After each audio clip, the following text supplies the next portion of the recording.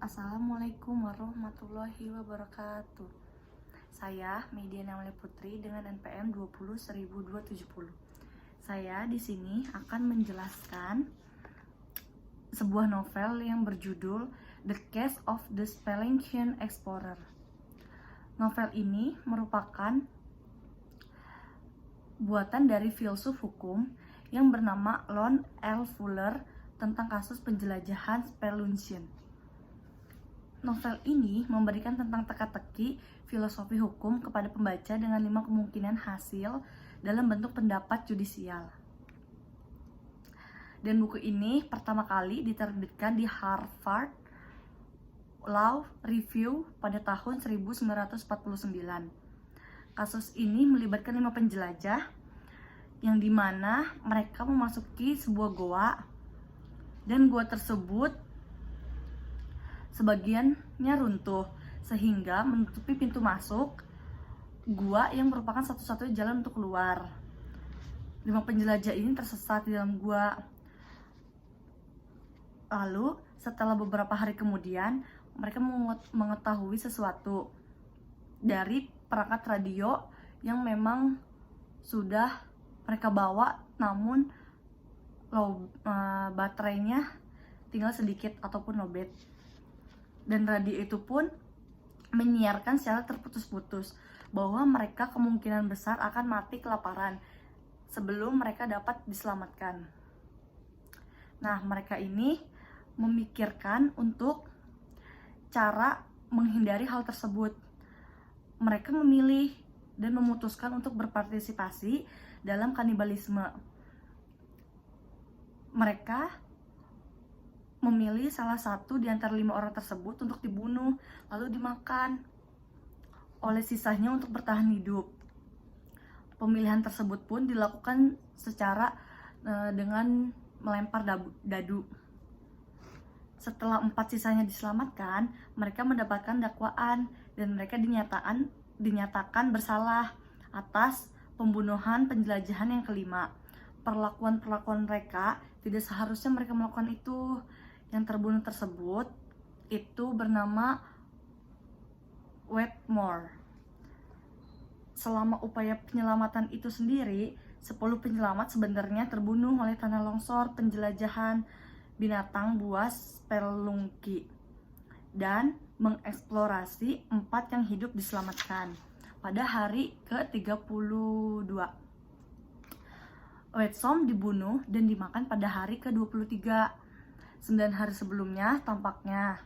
Oleh karena itu, jika praktisi medis benar bahwa mungkin mereka berlima selamat, jika mereka tidak, maka makan basah lebih banyak daripada hari itu. Sekarang, bagaimana hukum negara? Bagian dari keempat orang ini, siapa yang dituduh dihukum? Menurut hukum negara manapun yang sengaja mengambil nyawa orang lain akan dihukum dengan kematian. Tujuan kasus ini dimaksud untuk mengenalkan mahasiswa filsafat hukum yang beragam. Semua perbedaan pendapat para hakim dan ulama dalam hal ini mewakili sikap yang berbeda dari teori hukum. Misalnya, ada teori hukum alam.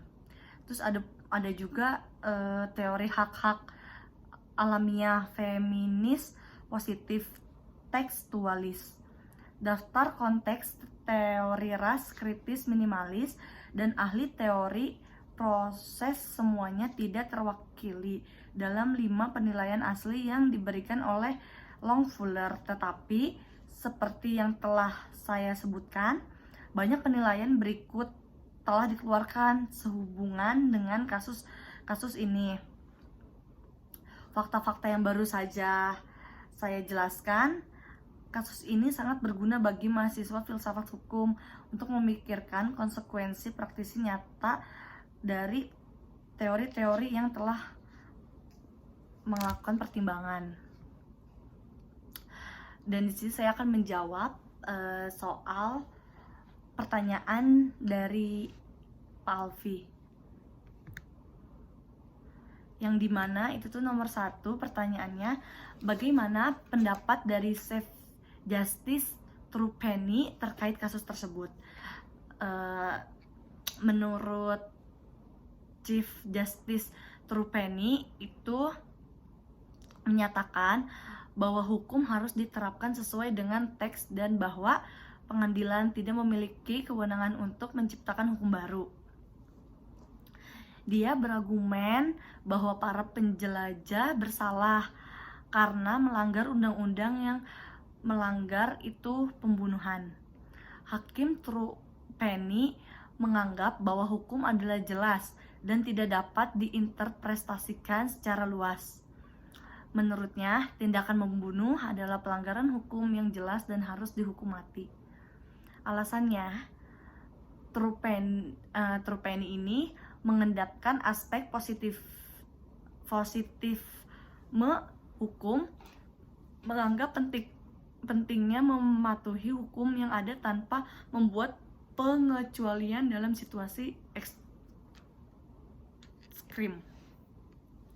Pertanyaan yang kedua itu bagaimana pendapat dari Justice atau Hakim Foster?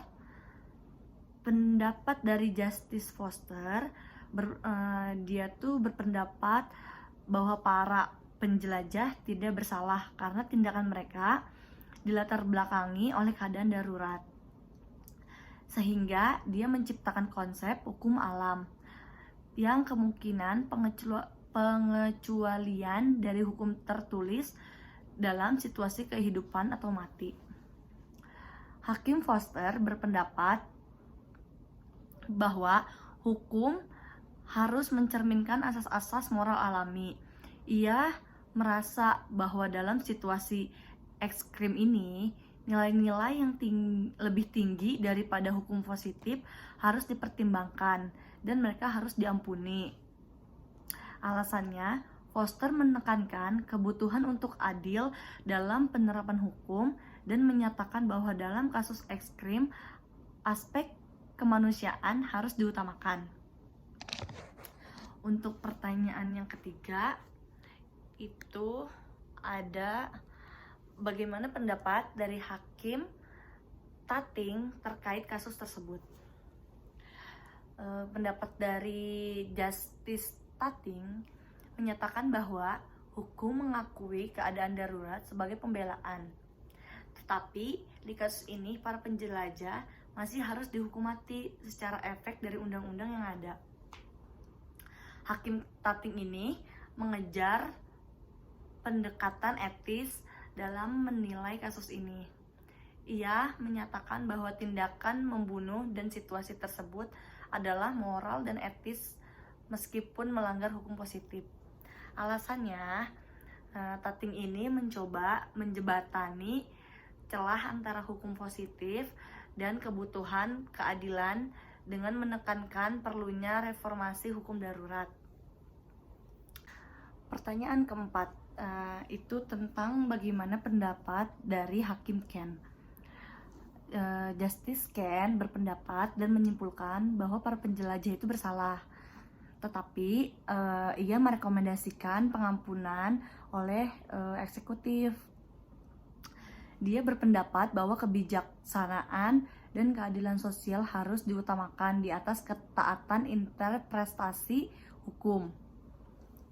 Hakim Ken ini menekankan pentingnya menjalankan hukum sesuai dengan teksnya tanpa pengecualian.